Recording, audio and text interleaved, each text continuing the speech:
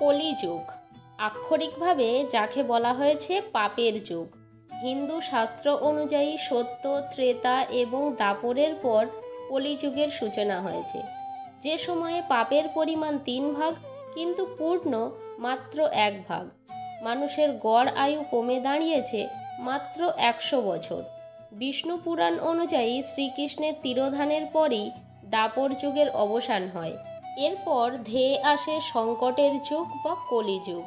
এই যুগে এমন কিছু ঘটনা ঘটতে চলেছে যা ভবিষ্যতের জন্য বিধ্বংসী এবং যার ফলে পৃথিবীর অবস্থা বর্তমানের থেকে একদম আলাদা হতে চলেছে।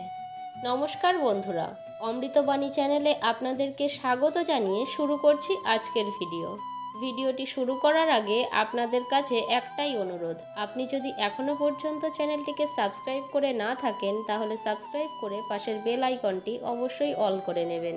হিন্দু পৌরাণিক তথ্য অনুযায়ী মাঘ মাসের শুক্লপক্ষের পূর্ণিমা তিথিতে কলিযুগের সূচনা হয়েছে, যার পরিমাণ প্রায় 4.5 লক্ষ বছর। অনেকেই হয়তো ভাবছেন আর বেশি দিন নেই, পৃথিবী এবার ধ্বংস হয়ে যাবে। পৌরাণিক গ্রন্থেও এর বিভিন্ন উল্লেখ পাওয়া যায়। হয়তো কয়েক হাজার বছরের মধ্যেই পৃথিবীর সঙ্গে এমন কোনো বস্তুর সংঘর্ষ হবে যার ফলে জীবজগতের সাংঘাতিক ক্ষতি হবে। কলিযুগের মানুষ তপস্যা থেকে দূরে থাকবে, যার ফলে তাদের মধ্যে কোনো অতিরিক্ত শক্তিও থাকবে না। সমস্ত ধর্ম সংকুচিত হয়ে যাবে, সমাজে সমস্ত ব্রাহ্মণ হয়ে যাবে শাস্ত্রহীন। আদিকালে সমাজ যেমন ছিল পুরুষ শাসিত, সেই সমাজ হয়ে উঠবে নারী শাসিত। পুরুষ হবে স্ত্রীদের অনুগত। সবচেয়ে বড় সমস্যা হলো সমস্ত মানুষ সত্য থেকে দূরে অবস্থান করবে, যা হবে পৃথিবী বিনাশের এক বড় কারণ।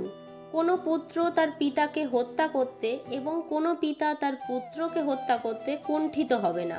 মনসংহিতায় বলা হয়েছে যে সত্য যুগে তপস্যা, ত্রেতা যুগে জ্ঞান, দাপর যুগে যজ্ঞ এবং কলিযুগে দানই হবে প্রধান। এই বিনাশের যুগে মানুষ নিজের বাসস্থান পরিত্যাগ করতে বাধ্য হবে, কারণ আবহাওয়ার পরিবর্তন, জনসংখ্যা বৃদ্ধি, এই রকম একাধিক কারণে ধ্বংস হয়ে যাবে মানব সমাজ। এই বিশ্বে সবাই একে অপরের বিরুদ্ধে সংঘর্ষে এবং হিংসায় লিপ্ত হবে। হানাহানি এবং বিভিন্ন আক্রমণে বহু সম্পদ নষ্ট হবে।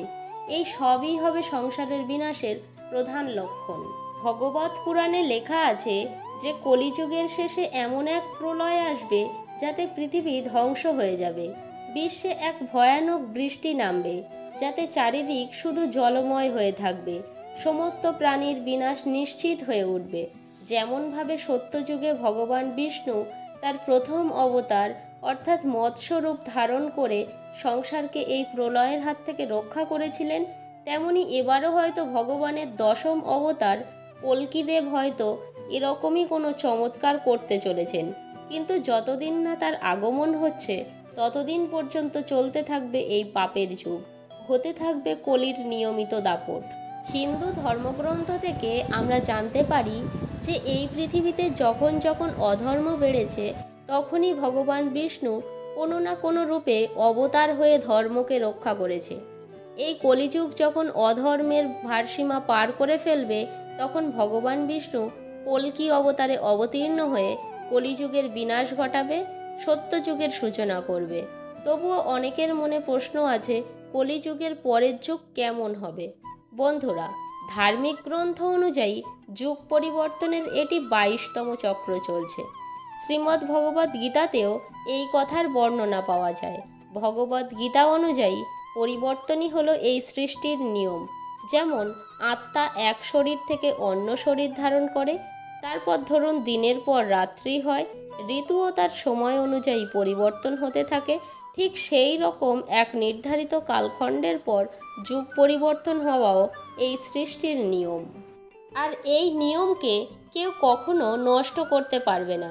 বিষ্ণু পুরাণে বর্ণিত কথা অনুসারে একবার শ্রীহরি বিষ্ণুকে কেউ জিজ্ঞাসা করলেন, হে প্রভু, এখন তো দাপর যুগ চলছে আর কালখণ্ডের সময় অনুযায়ী এরপর তো কলিযুগ আসবে, কিন্তু সেই নতুন যুগকে মানুষ চিনবে কি করে?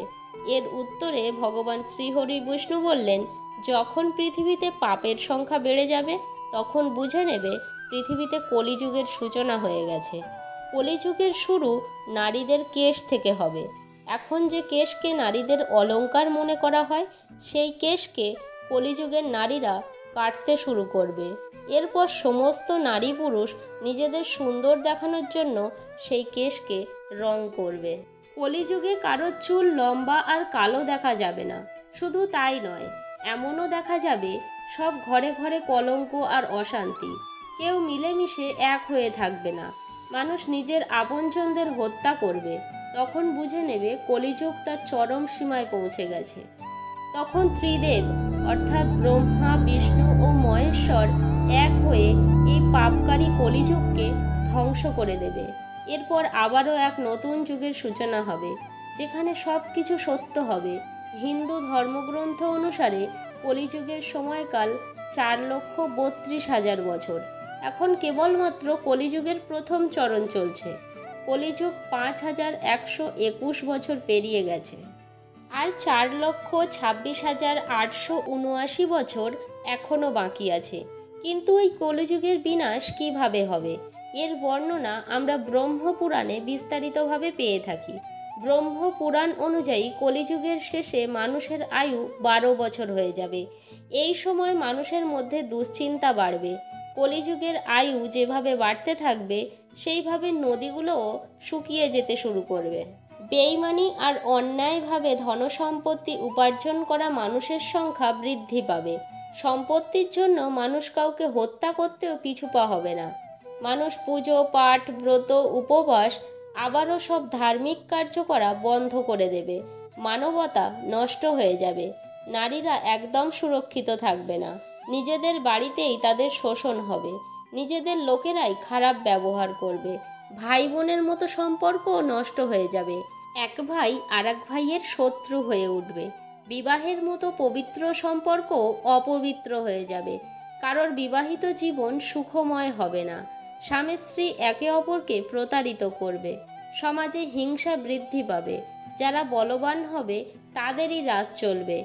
আর আতঙ্ক যখন চরম সীমায় পৌঁছাবে, তখন ভগবান বিষ্ণু কল্কি অবতারে অবতীর্ণ হবেন, আর পৃথিবীর সমস্ত অধর্মীদের বিনাশ করে ধর্মের প্রতিষ্ঠা করবে। শিবপুরাণেও কলিযুগ সম্পর্কে বলা হয়েছে। শিবপুরাণ অনুযায়ী ঘোর কলি আসার পর মানুষ পূর্ণ কর্ম ছেড়ে পাপ কর্মকে বেছে নেবে। সবাই সত্য থেকে মুখ ফিরিয়ে নেবে। একজন আরেকজনের সম্পত্তি ছিনিয়ে নেবে। পরকীয়ায় মানুষের মন আসক্ত হয়ে পড়বে। মানুষ অন্য প্রাণীদের হত্যা করতে শুরু করবে। তখন এমন সময় আসবে, সবাই নাস্তিক ও পশুবৃত্তি হবে। সন্তান বাবা মার সাথেই সম্পর্ক রাখবে না। মানুষ নিজের কর্ম ছেড়ে অন্যদের ঠকাবে। কলিযুগের নারীরা নিজেদের স্বামীকেই অপমান করবে।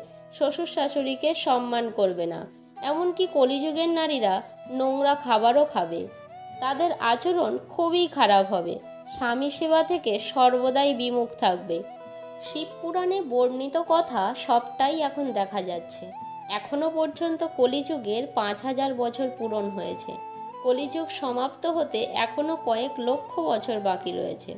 তাহলে একবার ভেবে দেখুন, কলিযুগ যখন তার চরম সীমায় পৌঁছাবে, তখন সেই সময় কি হবে।